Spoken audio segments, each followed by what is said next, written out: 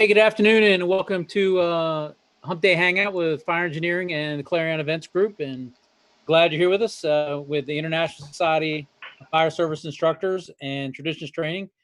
We get to present this once a month, thanks to Bobby Halton and his trust in both organizations. So we'll just kind of get it started off. Obviously, Bobby's not joining us, and we got a couple vacancies today between Traditions and the ISFSI. So it's just the four of us. We got Tony Carroll, Dan Shaw, and Doug Mitchell with us here today. And we're just kind of following up from last month's show where we started talking about training our incident commanders. Chief Carroll brought up a pretty good point. We talked a lot about the theory, the thought processes that go into being an incident commander, but not really the hands-on portions that actually help us make incident commanders, the actual training programs that help us mold our incident commanders into who they're going to be out on the street. So we're just going to try to touch base with obviously from different departments and see what each one of us is doing to train our battalion chiefs. Virtually is probably not the right word, but using simulations and programs to get them ready when they go out on the street. So at 7:02 when they have the gasoline tanker hit the children's school and the garden apartment building and got to deal with all that sort of stuff, they have some kind of a tools in the toolbox for them. So Tony, thanks to you, we got a good topic. So we're gonna let you go ahead and fire off here and see where we go from there. All right, thanks. Good afternoon. Glad to be with you guys today. There's a couple of things that we do in my job right now. There's a captain who's training to become a battalion chief or to be able to act as a battalion chief. He has a checklist of some things he has to complete.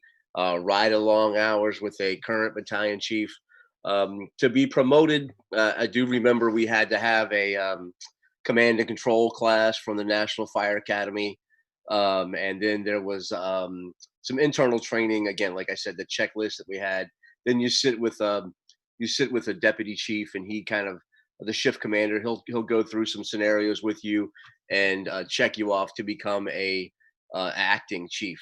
And then you ride with a chief's aide, and you get to run the show for the 24 hours that you're there. Or like today, I'm going in tonight for some overtime, and I'm going to relieve a captain who is acting today because he went through that ride along, the checkoffs, and that kind of thing. But that's really it. I think that we have some opportunity now to hopefully we've been looking at some simulators, the Sims You Share stuff. We've been looking at that. Hopefully we can develop some stuff to really test the guys, see that they can meet the benchmarks in those simulations, and then understand some of those roles there as far as an incident commander. Of course, there's not a lot of training on the admin stuff, which is what I could really use that. But the incident command stuff, yeah, we do kind of practice that and run people through to prepare them for those incidents. That's really all we're doing. I want to do more, and I know some of the other departments here are doing more, and I'd love to find out what they're doing.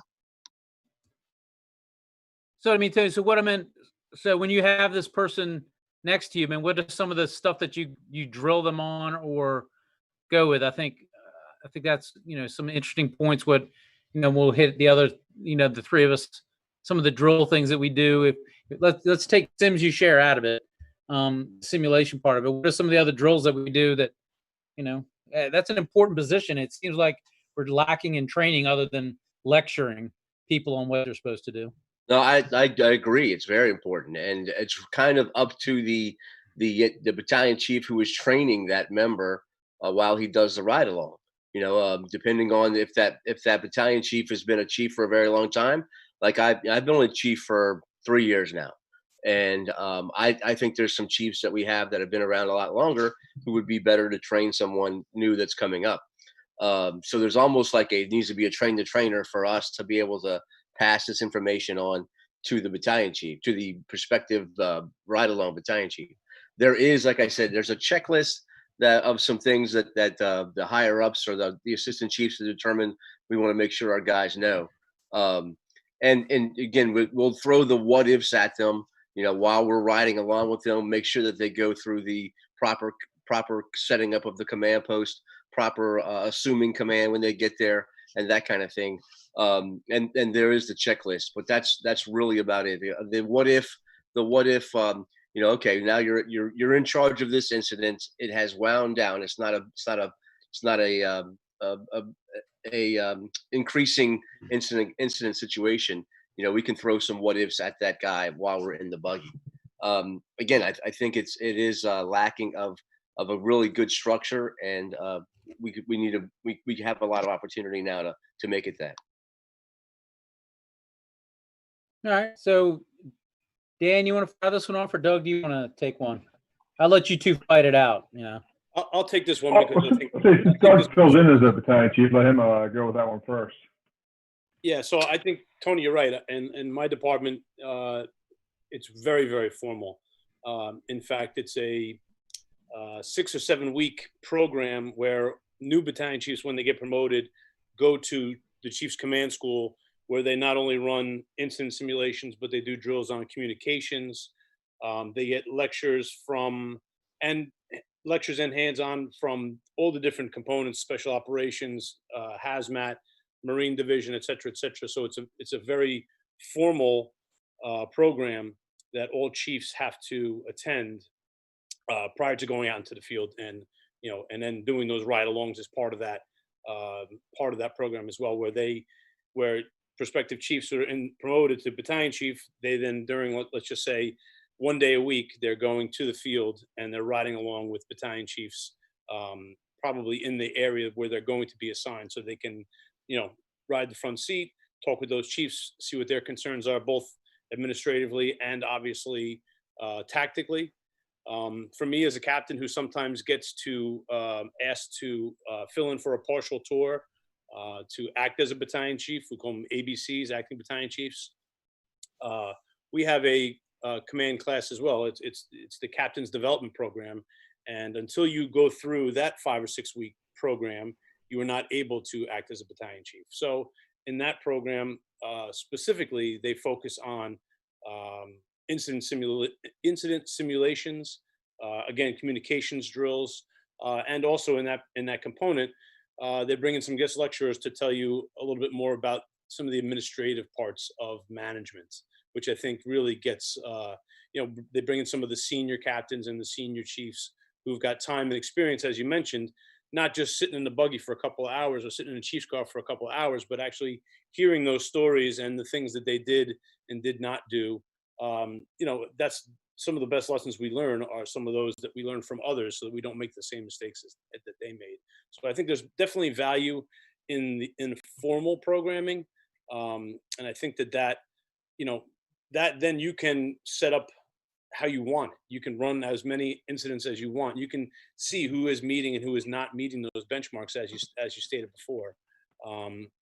It certainly was eye-opening to me because, maybe from fireman to lieutenant, there's a big change in your operations. Whereas an officer, your first time as an officer, you have to kind of, you still want to do stuff, but you got to kind of let the crew figure things out on their own. I think an even bigger step is that role from captain to battalion chief, where you are now running fires. You as a fire officer, rarely are you put into a command situation. Yes, you're in command of your unit, and you may be in command of a apartment per se, but the overall bigger picture, stepping into that battalion chief role, it's quite a big shift in your roles as an officer. So that's my 2 cents on it. I'm sure Dan will have a bunch. So you had you had to go through a 5-week course to be an ABC? Correct. Yes. If you get promoted captain, wow, you can get promoted to captain and go right to the field. It all depends upon space and timing for that rank. The chiefs do not go to the field without the training. Now, I can go to the field as a captain because my role tactically is similar to a lieutenant. But if I'm going to go to that next level and now act as a battalion chief, I have to go to that, the captain's development program that teaches you basically more often than not. It's designed, I think, primarily to help you assume that role as the battalion chief. So captain's development school, and then once you're promoted to battalion chief, another 6 weeks or so. Yes. Of a formal BC school. Wow. Yeah. Yeah. So each rank, lieutenant, captain, and battalion chief have that those schools kind of built in. So Doug, just a clarification, and when you go to that school, you're going there because your promotional exam is based upon your seniority and your time and your rank, right? Yes. And you go to the school, and then you get like officer 1, officer 2, instructor 1, instructor 2, all that, right? And that part of some of what's composed in there. Loosely, it's more of a home rule type of a program. It's not. I don't know what exactly. I know in captain's development. I'm sorry, in the first line supervisors program, which is for lieutenants. I know you do get instructor 1 there. I'm not sure what exactly how it lines up with those national programs, but there are some national certifications that do come out of it. Yes. And I think that's some of the difference in our organizations. I think attorneys probably the same as ours. Like, we have pre-qualifications before you can even sit for the exam, so it might compose some of what you guys do post. And I think it's organizationally dependent upon what they want. Like, you can't even come in and sit for the exam until you have some of the things that you might get when you go to flips or to those officer schools, to have something, some foundational program that is certified before it's a home rule type of program you have. So no, and that's we're in the midst of defining our program. We're going through. We've promoted some new deputies. One of the things that we recommended after one of our close call reports was kind of a redo of our command training center. So we're very fortunate at our training academy to now have a battalion chief and a deputy overseeing it. Our command training center, which is down the road right now, set up for a command vehicle. So you walk in, you get a command vehicle, you sit in the vehicle, giant screen in front of you. We can run through tactical situations. You can walk to the back of the vehicle, you're able to pull that out and be able to run through some tactical situations. And then also building that out is having some more formal programs. So battalion chief school, much like what you're talking about, Doug, we're going to have a formal program for it, because what we really suffer at in the fire service in general is we don't really prepare you for the next rank until you're in the next rank, with that one exception being a chief's aide, because then you get to see what the chief does, and then you go back to the firehouse, you go, oh man, anything I deal with now is child's play compared to what I saw the chief have to do all the time. So we're really trying to focus on the fact that we're trying to train you long before you ever get to that position. So some of its structure is doctrine, which we put into our command officer's manual that kind of breaks down it in a very generic way.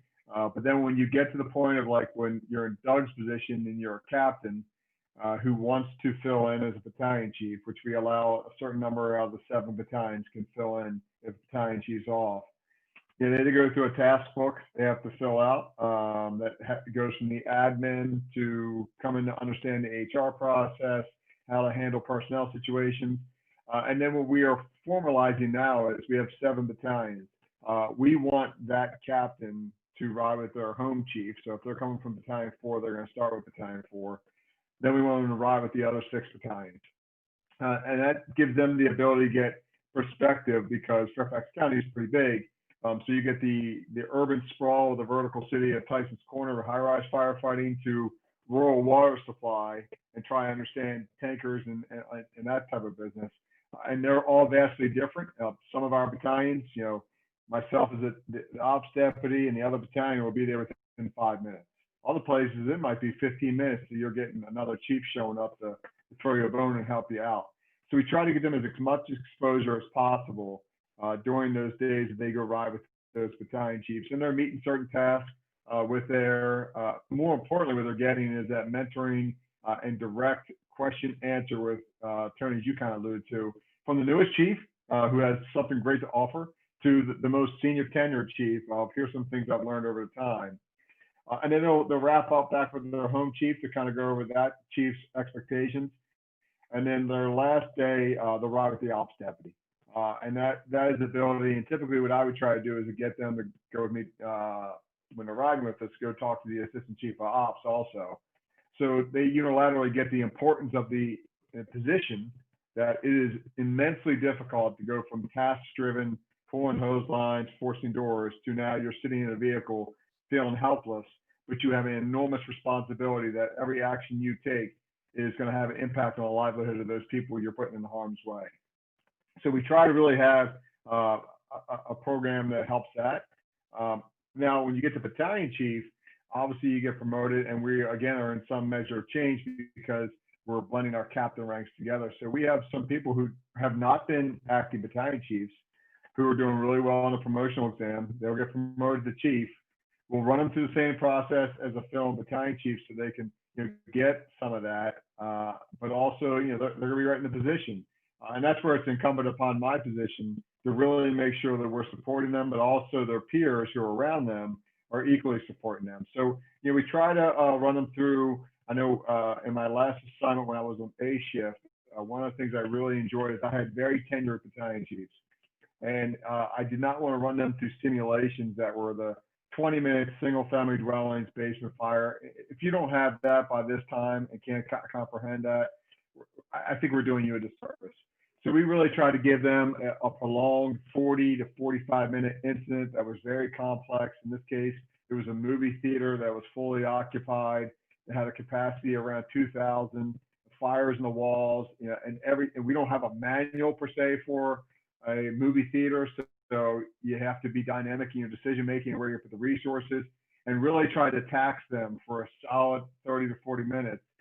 And then we try to work on the transition of the ops deputy showing up, and how do we transition that command.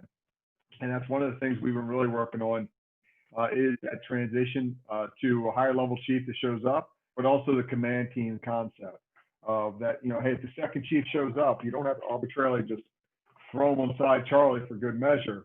You can use them in a capacity to build a command team.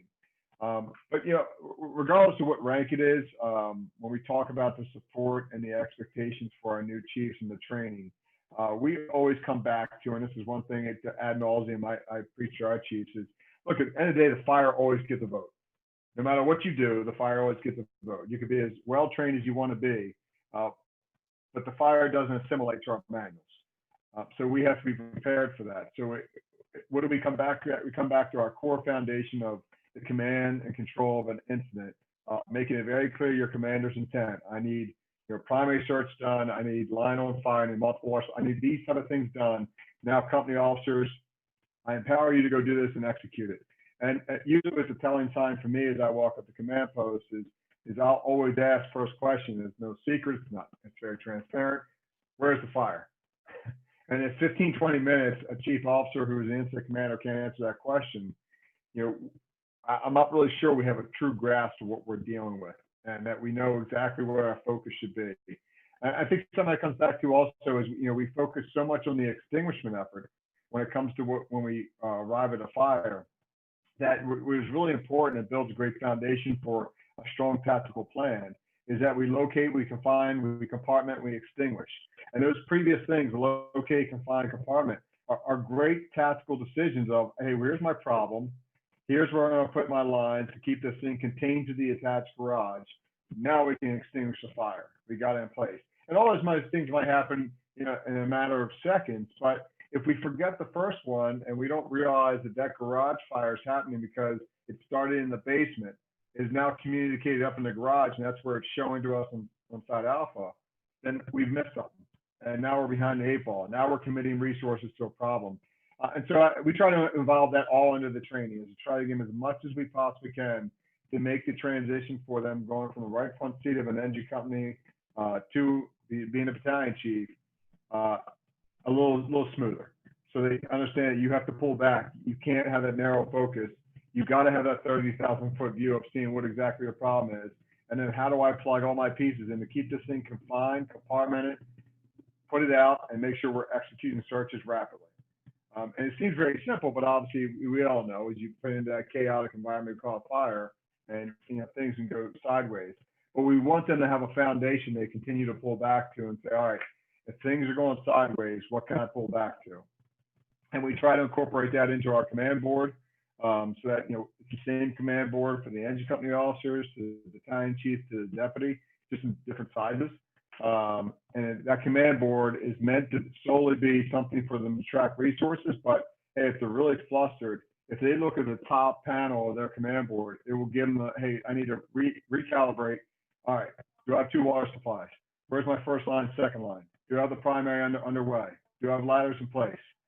And just something to, always keep on that trigger. So not only do we reaffirm it through our direct contact and teaching, but let's reaffirm it through our doctrine and our manuals, but also through the expectation we have when you're maintaining your command and control of the incident.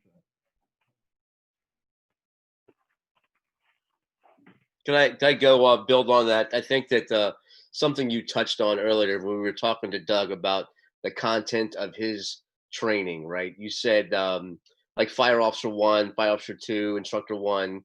And while I believe those are important, they're so far away from sitting in the front seat of the engine, truck, chief's buggy, and so on. And I think that what we need more of is not certification, but we need mission-based training. And I mean, you guys, I've been a big fan of Mark Davidson and what is going on there with that officer development stuff. And it seems like it's growing, right? I mean, you see the immediate return on the investment, or at least the whoever writes the check for that has saw the return on the investment and realizes that that's where the real emphasis needs to be. Again, we could do away with Officer 1, 2, and so on. We got to check the box, but that could be another week Humpday hangout when we talk about certification versus mission. But no, that's awesome. And you have, whether it's a 5-week thing like Doug's doing, or a 6-week chief school. I mean, that's what it's all about, is the investment in those people, right? I mean, giving them the fire trucks are nice and shiny, and the chief's buggy's great, but it doesn't matter what resources there. You have to fill it with a guy who's going to be able to do it, and challenging him there with all those different scenarios. It's really him or her, excuse me, is really quality. So this is good. I think that hopefully we can build on this in my place. Well, and I think so you kind of hit on, like, when we look at the train, and I will always say, like, if you have it, our apparatus technician, which are apparatus drivers, and our battalion chief positions are the two positions I think in the fire service we really neglect and continuing to add. Because once you get to it, you're like, you good, you got it. And that's a big miss on our part. So, when we try to think about the process, and for me personally, I try to think about, like, the before they test, when they're in the process of testing, getting ready to, go for that promotion, and then what happens afterwards, that post. And they're three different, very, very different segments, because what I've been fortunate to work with some of the guys who were studying and becoming a chief is, I would always tell them, like, I am not going to help you pass the test. I'm more inclined to make sure that you'll be a good chief, that you understand the concepts we're talking about and the theory behind it. And if you get it, you'll do fine on the test anyway. But I don't want you just to regurgitate a manual and say, damn the fire, I will get through with this thing I have to say on the radio. I mean, your job is to listen. So I think it's really important that we have some plan of, hey, for those people, that talent management aspect of it, who are those people we think would be good chiefs? How do we start instilling in them the training to get them to that point that they believe in themselves and want to become chiefs? Because we need them. We need them to be leaders.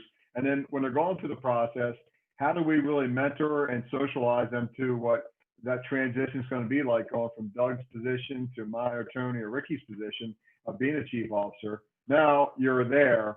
We're not going to just leave you out there and hope by chance that you go to 12 fires a year and once a month you can check the box. We know invariably, I mean, just like engine companies, we have some chiefs that been to plenty, the second due chief on plenty of fires. But to really get a working fire that was complex as a first due, it might be a few months. And we don't want them to be rusty in that. So having some formal program to really look at those three aspects of it. And then, like you said, I mean, is put the money into it. I mean, one of the things that Mark Davidson, who is the brain trust behind our officer development, has done a really good job of understanding that we have a great privilege in our county. We have a great relationship with our Nova region, so why not share it? So let's just put on these, short, hard-hitting classes that hit different topics that people want and offer free. And you just come and you get to sit in the class and get the dialogue. And for any of us who teach those classes, I mean, you equally get something back out of it that you're giving, and you understand that relationship and how important it is. So it doesn't take an enormous amount of effort. It just takes people willing to share knowledge and experience, and that's not being pretentious. It's like, you have some of these things. You feel there's a benefit to it. So, why not share it? Get out there and get that information to other people. Especially when you see those kids show up that are just dying for it. They're just Yeah. they're giving up a day. I mean, they're giving up good time to come and listen to, you talk about stuff. I mean, it's really good. And tell me, Mark does a good job. I always ask you to travel to the forest. And you get guys from Pennsylvania. I mean, one, the fact you even want to endure pre-COVID Virginia traffic is notable. But then you sit through it and you get through it through, a 3-4 hour class. And that's what I'm talking about, like that talent management. We should see those people like this is someone who's coming to listen to something that's outside of their wheelhouse just so they can get better and learn. Man, that's fantastic. And that's where we really lack when it comes to the fire service is the talent management aspect of it, because of how litigious we have become, and that we don't want to really say that I'm going to help with Doug, but not that person. We can help everyone, but let's really focus on talent management for the whole Corps. And how do we do that? That broad stroke of, hey, we're going to do this training. Who wants to engage? Who wants to come and learn? We'll take them all. Let's have them all. It only benefits us more as a fire service. Good conversation, and it brings up a lot of good points. I'm going to go down a different rabbit hole, and then I'll come back to all three of you with some of the questions that I have. So, in our organization, we're running a battalion chief school this week, and obviously Chief Hughes and his team of operational performance have put the school together, and they've had battalion chiefs come in, assistant chiefs, the deputies talking today, and but they've also done some neat things with like skills drills and stuff like that. So like when I'm going to go back to Doug here in a little bit when he talks about they do communications drills, like what exactly are we talking about with a communications drill? And and I'll go back to Dan to give you a heads up, go back, God, how many years when we the four of us at Traditions used to go out and teach officer development school when we did the Lego drill, and just how much that woke people up, for lack of a better term, to how bad communications was. So one of the things we did yesterday, which I found pretty interesting, and we've done it before, is audio listening skills, where we give them a command chart or we give them a checklist book, and everybody, yesterday everybody had their command books out and we're ready to go, and then all we do is play an audio, and we tasked each one of those individuals to track the incident as it goes along, and we use an incident outside our jurisdiction, so obviously nobody would have any advantage, or they weren't used to the terminology. So I mean, I say unfortunately, I think we're paying honor to this particular gentleman. So I mean, the first one we used was the line of duty death in Prince William County with Kyle Wilson. That audio is readily available online through the extensive line of duty death report that they did for Kyle Wilson. And then we play that audio, and here are numbers and terminology that these battalion chiefs aren't used to, and they're having to track as the battalion chief was trying to, as units were calling him and talking to him and writing all that stuff down. And then after about 10 or 11 minutes, they cut the audio off, and then there's a series of questions that the instructor asks of, where was where was engine 12's line? What size line was it? Make sure that they're listening to what that person was actually saying, because I think a lot of times when we talk about this stuff is the task saturation piece comes in, where people just get so overwhelmed or are listening to what the transmissions are, but aren't truly reacting to them. So, making sure that they're able to recall that information. So, and, I recall it by writing it down. So if you say, in this particular incident, and Tony, please correct me if I'm doing it's wrong or grossly wrong. Engine 14 or engine 12, we're taking a 2.5 inside, inside the building. So I mean, that's something that we asked them on an on-scene report to denote, one or two, 6 or 7 steps that they have to say. But does the incident commander actually know what size hose lines inside the building? So that's one of those things they had to write down. That was one of the questions. What size line did engine 12 take inside the structure? Just so you know it. And then, all the other little radio transmissions that went through this. There was probably about a page and a half. And Dan and Doug, you guys know because we did that drill many times. And then we go to the second audio, from a totally different jurisdiction. And there's a lot of good stuff out there. I mean, Stockton, California has a lot of good video with audio that's attached. And as an instructor, go watch that video, write down a bunch of questions, and then have the students track that fire. And the important point about that is we want them to track the fire, but they have to hand the piece of paper in at the end of the drill. So after we get done asking them the questions, then they had to hand their piece of paper, and so you can actually see if they wrote it down. I mean, Tony, we mentioned it earlier, but I think even before we went on, you could probably have 25 communications coming in from every engine in DC, every truck, and Tony Kelleher would be able to regurgitate them all verbatim. He's the Rain Man of incident command, but not every incident commander is like that. So, we have to train them that way and make sure that they track all this stuff. That's an important piece. So, we go with the audio first, and then we go with some of the video, because obviously that's another stimulation of trying to make them watch stuff and also listen to stuff and then write stuff. So slowly moving into using all 4 of those senses or actions of listening, watching, writing, and talking on the radio as we get to a more encompassing scenario like Dan was talking about, not Dan's movie theater analogy, but just like a simple house fire. So, we said we weren't going to use Sims You Share. So let me go back to that. So Doug, what are some of the communication skills training that you do in your acting chief school? All right. Again, as you mentioned, it's kind of a segmented and baby steps. First, again, is listening to some audio to try to make you aware of what you don't hear and what you didn't hear. And then it goes into review of all of our codes and how, with the transmission of certain codes gets certain resources so that we have a good understanding of that. Then we move into communication drills. And one of the ones that I remember distinctly, because it was very, very challenging, they had a lot of actors who came in, and we stood in front of an alarm panel like we were at a high-rise fire. And they had actors coming in and saying, "Hey, I'm ladder 2. Where do you need me? I'm 16 truck. Where do you want me?" And you had your battalion aide with you.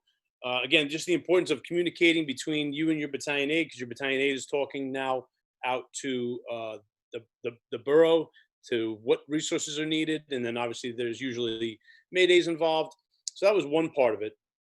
That was a very challenging drill, and it used a lot of people in a lot of parts. You basically handed out index cards with positional assignments where you would be responding and acting as a battalion chief in what capacity. Also, what they did was they included our class to be involved in tactical training.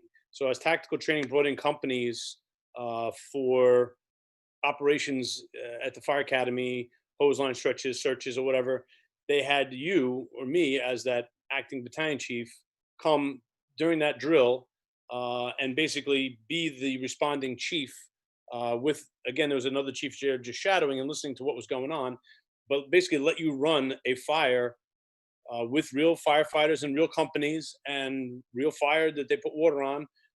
Again, having them go through the motions of just finding that cadence in the communication, that cadence of every job when it's going right and when it's going wrong, and recognizing how time for me, as a 30 seconds for me inside as a truck officer doing a primary search is completely different to 30 seconds with a chief standing in the street with a clipboard and a pencil and a command sheet. It's that time difference between in an ideal age and standing outside in non-ideal age conditions there's a big time warp there. So I think that communication and recognizing time, hearing, listening to what's going on around you, and also the speaking part of it, knowing what resources come on with the transmission of additional alarms and what your assignments are going to be. You know, are you going to be the attack chief? Are you going to be the safety chief? So on and so forth.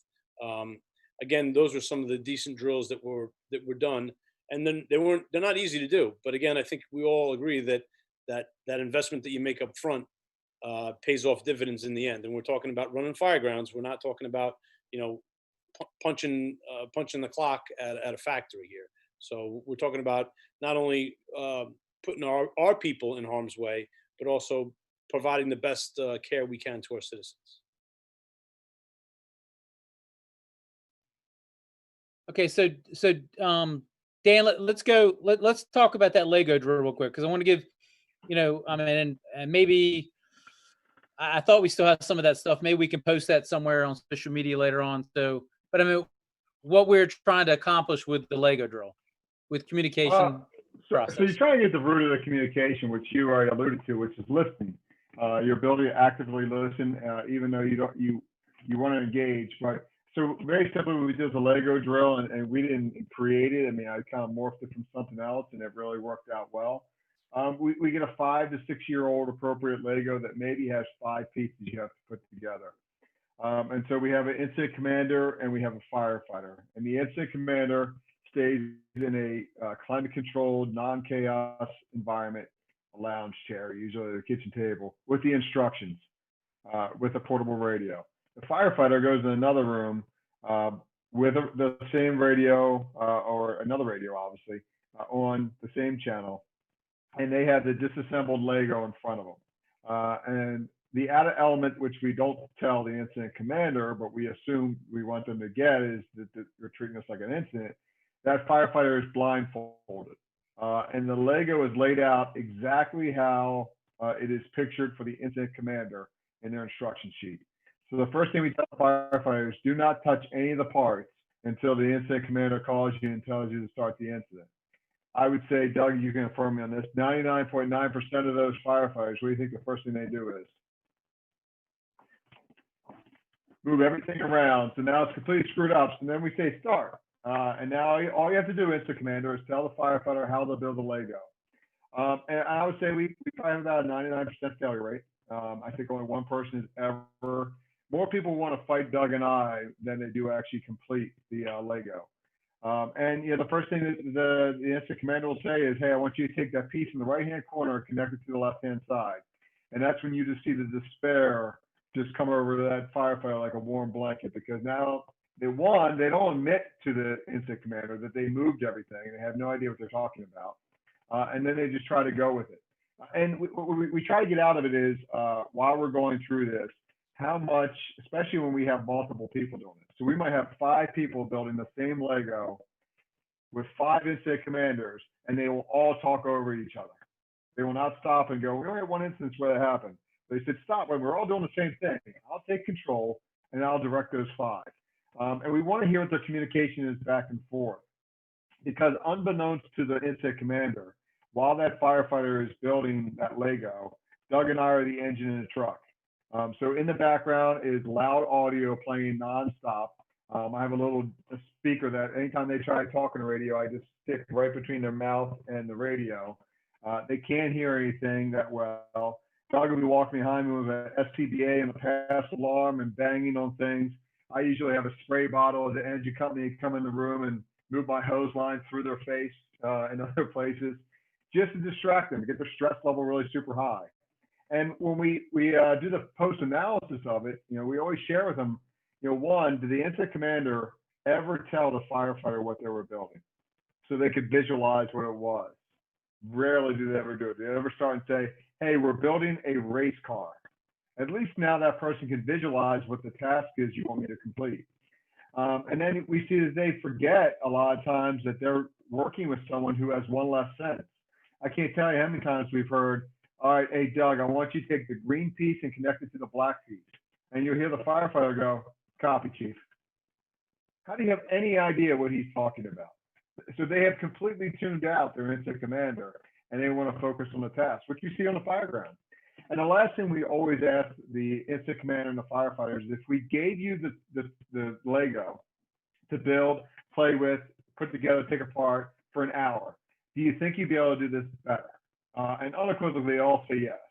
And so how we parlay into what we share with them is, don't ever discount your time in the fire service and developing mastery at every rank, because we've all worked for the chief who tells you, hey, on the strip shopping center fire, he calls Doug on the truck and says, hey, I want you to force entry, give me a report of conditions, check the plan of space, tell me if you can get the exposures, and then start the primary search. How many of those is he really going to accomplish? Maybe one. So, but if you've done that job before, you realize it's tough to get to that back door in a strip shopping center because the increased force for entry. So the guy who has done it before, when he calls that truck and says, hey, he's on side truck, hey, see if you can force entry into the fire unit. If you can, just give me a report back on conditions. And then we can go from there. So it's really important that you have to know how to do a task if you're going to command people to do that task. And it gives you a greater appreciation for it, because you're not checking the box. You are trying to command a firefight, like Doug talked about. It's a PAL doctrine. Don't put people in harm's way for unclear purposes. And just because the fire is not assimilating to the manual, it's not the fire's fault, it's your fault. You're the incident commander. So it's vitally important we do it. So we really try to harp on that, on a drill that will cost you $5 to go to a Five Below or on Amazon to get this 5 to 7 year old appropriate Lego on a rainy day or any day, just to focus on communication. And why we harp on it so much is that we know communications is always a top 5 in every line of duty death. Very rarely have we ever put an $8,000 tool in a firefighter's hand and gave them zero training. And fortunately, after September 11th, I know a lot of, in my region, we got radios for everyone, but we didn't train people on it. We didn't train on the hardware issue of it, and we really didn't train you on the software issue of what you're supposed to be saying and listening and how you talk and when you talk. And we've gotten progressively better, but there's always room for improvement. And this is just a really easy drill that if we can start to build that foundation with the firefighter who has to listen and do his task, but also the incident commander who has a clear objectives he has to meet. But, as we all know, we could all be the best incident commanders on the fire ground. It doesn't make a difference if our small unit leaders don't execute the mission. And so, here's a perfect opportunity to start getting that dialogue and that relationship working, that what you expect to hear from me. And now I know what your reaction is going to be in a stressful environment and how much I need to temper that or how much I can give you. So really easy drill, and it always leads to good laughs, except for the few people who really didn't like Doug, banging on a Haugen bar behind them or me spraying him in the face. People don't like Doug. I can't. It's humanly impossible. It's unbelievable. I can't tell you times I tell you, like, Doug, the drill's over. It's over. So we go back to some of these, using some of these drills, and you kind of alluded to it with the Lego drill, and then going back using incident simulation, and as a department, that's got to be a huge commitment to have all these role players there. So I got to give our department a lot of credit. They're paying people a lot of money to come in and sit in a room and read from a script.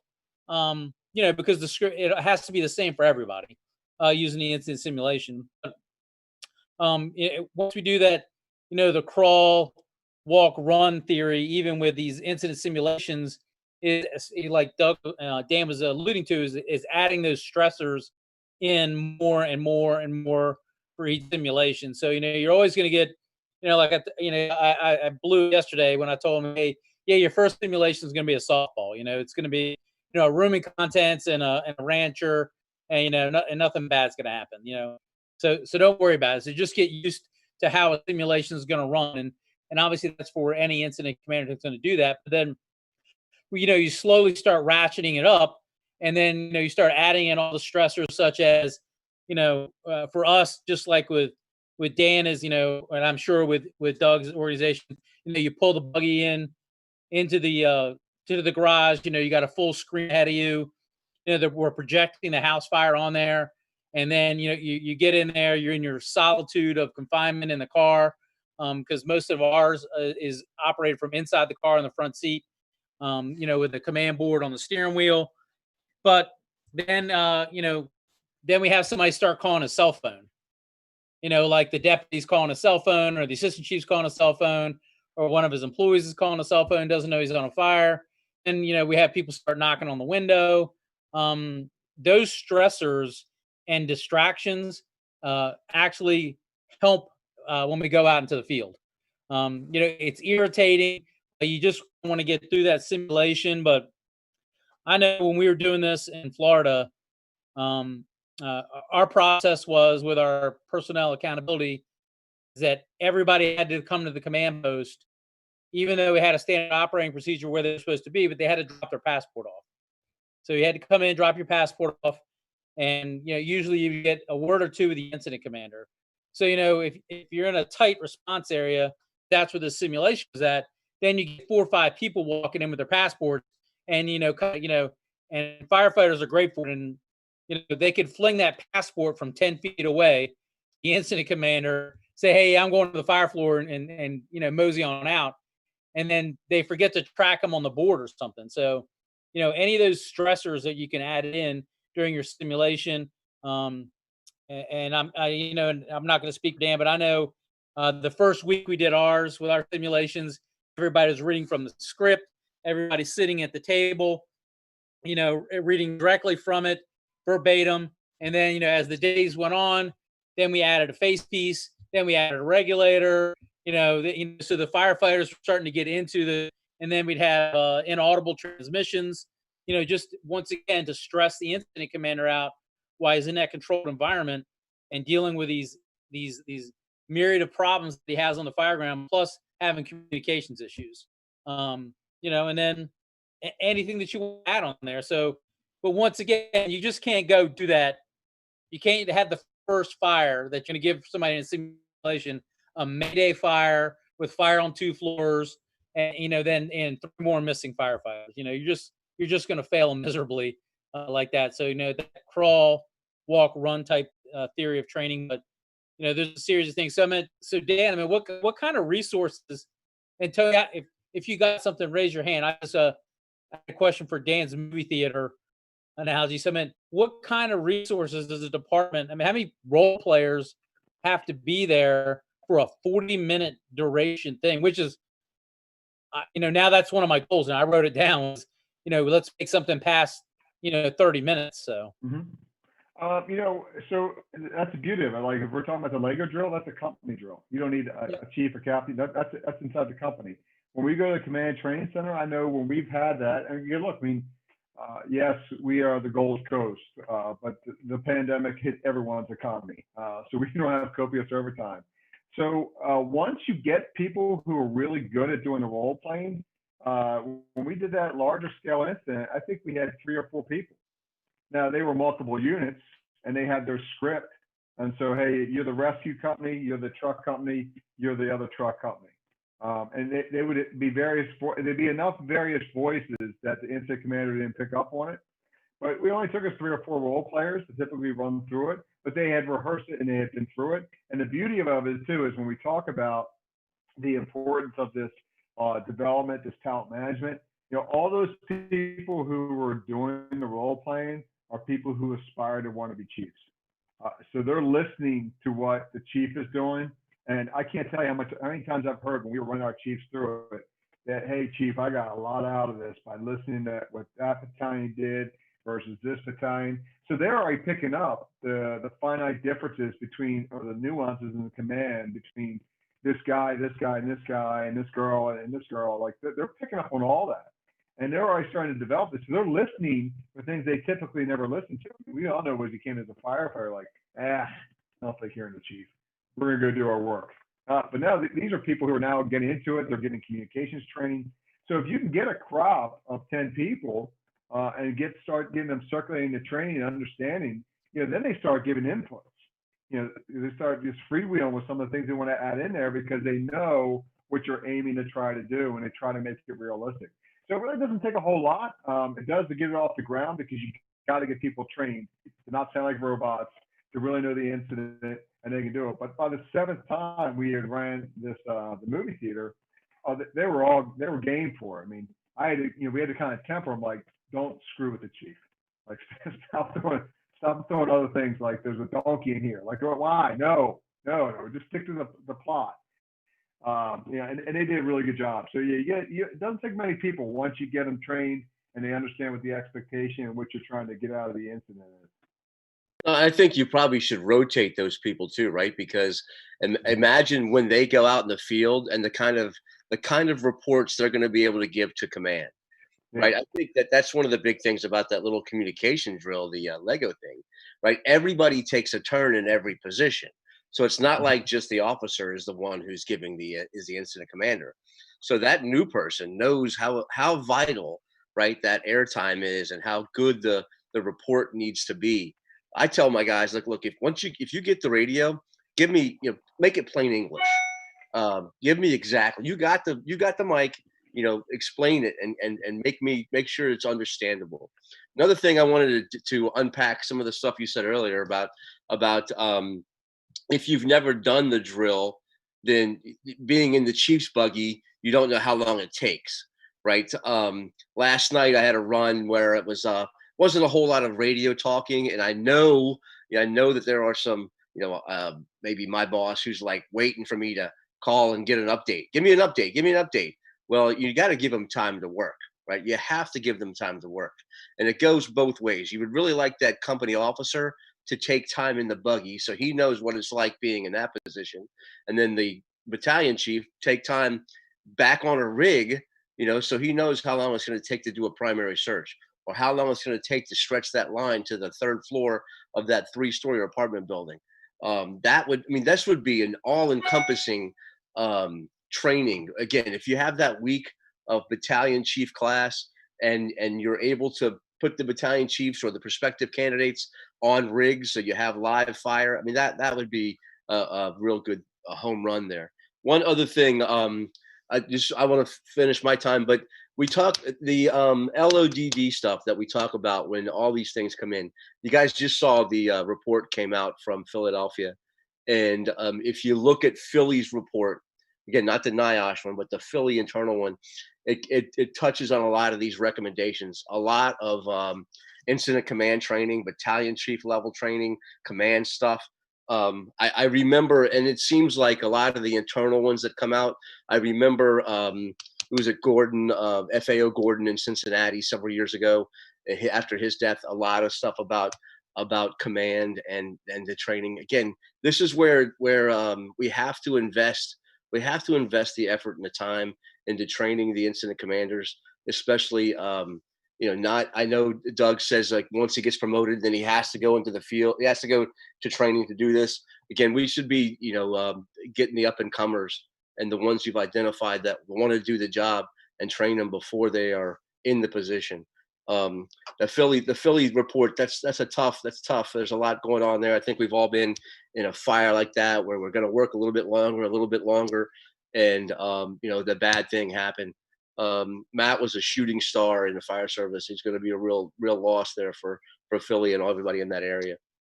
But no, I think this is great. And I'm glad that we revisited this topic from last month, because we did talk a lot last month, but it didn't seem like we hit on what training we're going to do.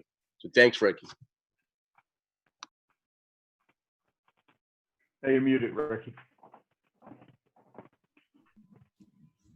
So obviously, all of us have a social media presence. So if you want some more information about some of these drills that you can help out with your incident commanders, Tony is very active with fire engineering with his Midday Monday stuff, and be more than happy to help you out. Dan and Doug both are easily reachable through social media, as am I.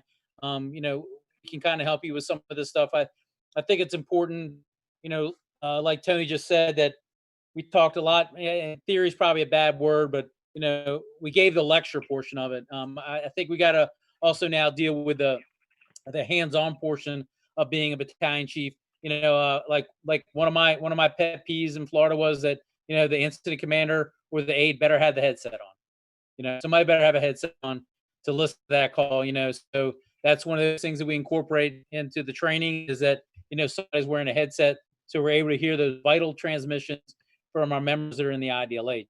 So just those little pieces, the audio clips, yeah, you can search YouTube. It took me maybe 20, 25 minutes one day of just searching YouTube videos, like residential fire, house fires, and then incident commander stuff, and then finding some of those stuff from Stockton. And I forget the name. There's another town also, I forget the battalion chief's name, that he GoPro'd everything with radio transmissions. You can get incident audio from your own organizations to go through. I think that's what Doug was alluding to, having to listen to some of that. I don't know if there's actual words in Doug's. Aren't they all just like 10 codes? You just say 10 that, 10 that, 10 that, and Pretty much. everything goes better. As long as you know what the 10 codes are, then you know what they're saying. Ridiculous. Hey man, stand strong, man. I a lot of respect. We're not bowing down to federal pressure or fire service pressure. We're gonna do what we know works, and I love it. So look, we only got a couple more minutes here, so before we sign off, but hey, we appreciate you being with us. I appreciate all Tony, Dan, and Doug taking the time out of their day to help out for each one of our organizations and for fire engineering and the Clarion group. Obviously, a lot of our instructors had busy days. Larry's taking care of family today, babysitting. So that's definitely more important than what we're doing today, is babysitting. So I appreciate him checking in with us, and hopefully get us all back. Maybe Tony Carrick can actually talk to Tony Kelleher and finding out what a telephone is and using it to reach out to the rest of us. So I actually had to track him down the other day to talk to him, but he looked good in a white shirt and he looked good in the battalion chief's car. So it's going to be a good thing for the DC Fire Department. So hey, from all of us at the International Society of Fire Service Instructors and Traditions Training, we appreciate you being with us on fire engineering today. Thanks to Bobby Halden. Thanks to the Clarion Group. Yes, Tony, sorry. Hey, if you're ISFSI member, later today, we're having a happy hour, 4 o'clock.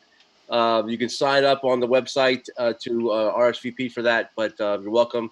And hopefully I'll see you there. But I might be driving because I'm going into work. So, will all the cool kids be on that one? I mean, like, will Stevie Pegram actually dial in and all that? And, Brad French and all, do they actually dial in? Or? Yeah, you might see some of them. They make appearances. As a matter of fact, I get to do a review of a St. Louis fire truck next week for fire apparatus. It's one that I guess Larry Conley just got in St. Louis. So it'll be pretty interesting. So it is a Quint though, so we're not going to talk about that. But So Dan, Doug, hey, thanks for calling in, Doug. Doug, were you vomiting or are you getting ready to go back out? So, I guess a response to the word that starts with Q. Yes. Hey, Doug, thanks for calling in on your vacation. Greatly appreciate it. Thanks from all of us. Have a great day. Good day, everybody.